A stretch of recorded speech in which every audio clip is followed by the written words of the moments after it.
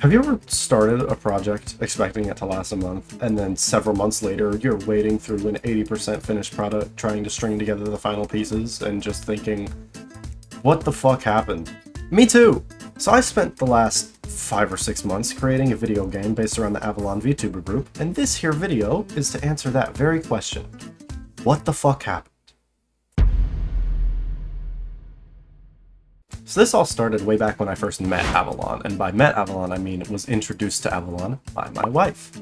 I hadn't actually talked to any of them yet, but it was around that time when I first found Naren.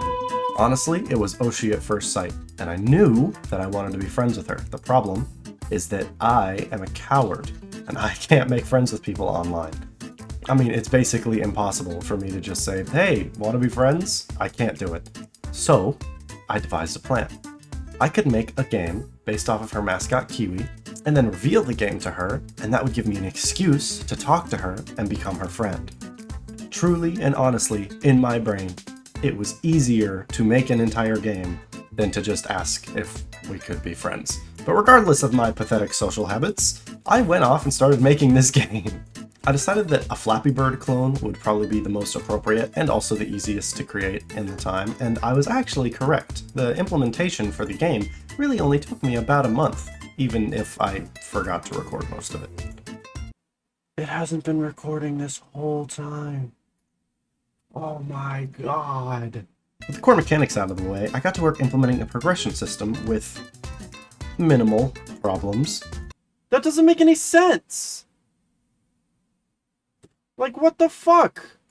But at the end, I got a system for both lives and distance traveled up and working. And it was here that I had a thought. I could expand the game to include every Avalon member. And then I would have an excuse to be friends with all of them.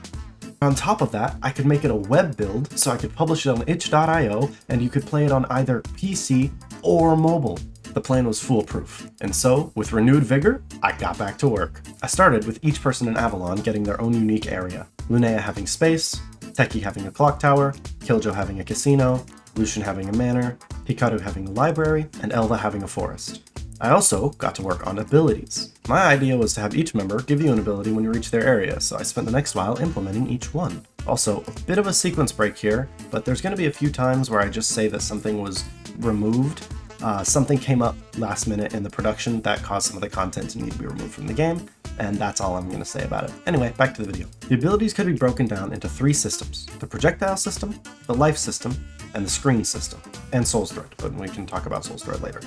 The projectile system only contains Lunar Song, a projectile that can break pillars. The life system contains 2 abilities, or 3 if you count Soul's Thread, but like I said, that one's in a slightly different category. The other 2 are Life Gambit, an ability that grants a % chance to not take damage, and Deus Ex Machina, which is basically just a totem of undying. Finally, there was the screen system. This includes Time Dilation, an ability that slows the upcoming stage, and Absolute Order, which spreads the pillars open. And then, finally, there's Soul's Thread, which just spawns a projectile that the player needs to collect in order to regain a life. After about 10 hours, I got them all implemented, and then I noticed. This game looks like ass! So, we get to move on to the hardest part. Now, I'm not an artist. And what I mean by that is I don't have innate talent for art. Everything I do is trial and error and error and error and error. And this project was no different. After actually being pretty happy with my pixel art for Kiwi, I doodled some clouds and I got to work on the background elements for Area 1. And these were tough. The trial and error was mostly error, until I got to something I thought was decent. And then came the grass. Now, it's not going to come across in the video, but I spent a long time making this grass. What you're seeing in the background right now is about 2 hours of me slamming my head against a brick wall, trying to get these green pixels to look like something that could be grass. But, eventually, they did. After that, all that was left is a simple recolor, and then the Area 1 elements are done. I took a step back and made a Kirby-inspired title screen, and bam! We're basically one step to a completed game. I finished a few details in the art for Area 1, and then it was on to Area 2. Area 2 took me no time at all. Maybe it's just because I'm a space nerd, could you tell? But I got into a flow state and just knocked it out. 2 areas down. The original 3rd area had to be removed, but with the first 3 areas prepared, I was actually ready to give the game a test. And that looks like a game! This might actually work out! With renewed vigor, I got to displaying lives and abilities in a better way, and then I got around to an ability selection menu. I also got around to starting to get the mobile controls working, and I got a simple ability button set up. Speaking of mobile controls, we should give it a test. Let's upload it to itch and see what happens. What could go wrong? So, I didn't do my research. I made the assumption that I could export for web, and I would be able to if I was using GD script. I was not using GD script. I was using C#. This means that I can't export for web in Godot 4.2. As of this development, all prospects of a web build were effectively off the table. And so, I was faced with a choice. I could either learn GD script and translate every single script that I had made, or go back to Godot 3.6, which does support web exporting with C#, and remake everything in the project from the ground up. I'm gonna be honest, I was pretty down at this point. I really thought that this might kill the project, I might just be done. But the next day, instead of being fueled by optimism and friendship, I was fueled by spite. I was not going to let this engine get the best of me. So I sat in my chair, put my head down, and in a little less than 6 hours, I had completely recreated the project from the ground up in Godot 3.6. After breathing a sigh of relief, I got it exported, and it ran on itch beautifully. So, with some close testing and some renewed optimism, and what was surely going to be the hardest part behind me, it was time to start making progress again. Excuse me while I interrupt the video for a moment, but I just want to mention that it was around this point that I thought, maybe I could try making some custom music for this game. And, I don't like that answer.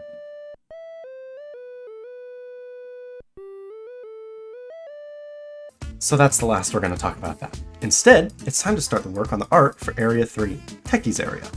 Drawing clocks was actually super fun, and animating it was an interesting challenge, but the gears, they were tough. Not to draw, obviously, they're basically just circles, but my original intention, because they're gears, was to have them spin. The problem is that this game is being drawn pixel perfect, which essentially means you can't have anything between pixels. So if I try and rotate a gear in the traditional way, it gets all aliased and wonky. I tried a few things, but after a while I decided it just wasn't worth it for a single stage, and I just had them be stagnant. It doesn't look as cool with motionless gears, but it would have taken me about 10 times as long to actually animate them all, so, you know, swings and roundabouts. With Techies area done, we are over halfway done with the art, and we can move on to Killjoe's area. There isn't much to say about Killjoe's area. Casinos already have a really strong visual design, so I just kinda had to emulate that. Hikaru's was even easier. I mean, libraries are like the first thing that everyone learns to draw in pixel art. After that was Elva. I was forced to meet my nemesis. Once again, grass, or leaves, trees, nature stuff. Listen, I've never been able to draw nature stuff. I just can't do it. Whenever I try it, it comes out all weird and lumpy and just not good. And so, I was forced to look for advice. And by forced, I do mean forced. My wife forced me to get advice. And the person I got advice from was none other than Naren.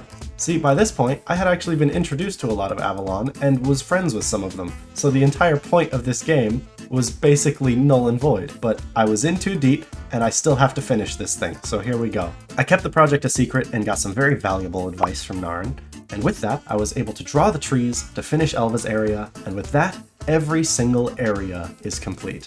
After that, I had to implement the rest of the abilities into the ability selection menu, and it was around now that I realized that I wanted to make some of the backgrounds parallax, so I had to do some redrawing for that as well. And then, it was time for another test. Let me just, go ahead and upload this to itch.io here, and file too big. Yep, turns out my game had gotten too large to run on web. So the entire reason that we switched back to Godot 3.6 and I rebuilt it from the ground up, completely irrelevant. Cool, no problem. I mean, at least we don't have to start over. Now just, instead of itch, I have to find some other way to distribute on both PC and mobile. Totally easy, right? Regardless, the game was almost finished. All that was left was implementing the storylines and some finishing polish, so I went ahead and got to work on it. And if you're wondering why you're not seeing any of that in the background right now, well, for the storyline, you're gonna just have to play the game. It's free, there's links in the description. And for the finishing polish, for that, I have to say, the game actually isn't finished yet. As of the time of recording, it's actually under review in Google Play to see if I can upload it to the Play Store, so by the time this video goes up, obviously everything will be decided, but I'm not going to be able to know until well after the fact. If you see a Google Play link in the description, that means I passed review, and if not, then I probably figured something else out. Regardless, making this game was an incredible amount of fun. If you're watching this video, it is free to download, hopefully for both mobile and computer, and you can find the links in the description. Also, if you enjoyed these inane ramblings, you'll probably enjoy me streaming, which I'm planning on doing soon, so if you want to catch those, be sure to subscribe and also turn on notifications. Or don't. I don't really care. Do what you want. Otherwise, thank you so much for watching. I really appreciate it, and I'll see you all next time.